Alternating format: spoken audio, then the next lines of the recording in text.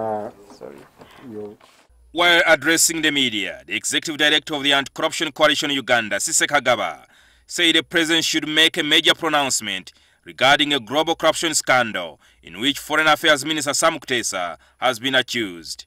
It is alleged that while still serving as president of UN General Assembly, Kutesa allegedly received a bribe of $500,000, approximately 1.8 billion Uganda shillings, from a Chinese businessman Patrick Ho Jiping to help him get preferential consideration for oil deals. So we really hope that these are some of the things that the president can talk about. And we see there have been times whereby the IG says that at times they are frustrated in the fight against corruption because the people who are close to the president that at times engage in issues and the IG cannot handle them.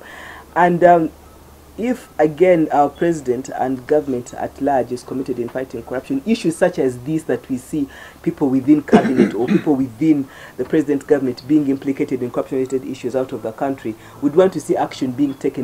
Kagaba said the president should redeem Uganda's image during his anti-corruption address on Monday. So we are assuming that probably tomorrow when the president is making announcement or pronouncement, we'd really expect him to say something about this global saga that is actually it's actually tarnishing his government. And the fact that it has come out globally and the fact that tomorrow he's going to address the nation on corruption, would want to see the president actually make pronouncements against the whole issue that is involving one of his cabinet ministers.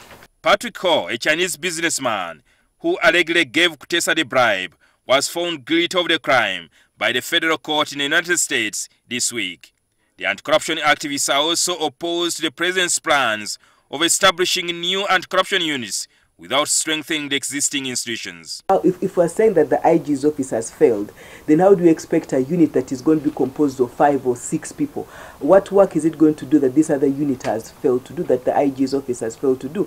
Our issue is, one, if the president says that these other entities are not working, we need to ask ourselves who appoints these agencies, who appoints the IG. If the president feels that the IG's office is not working, then what action has he taken against his officers? Because I think it is wrong to continuously create more and more units, because those are units actually taking away resources.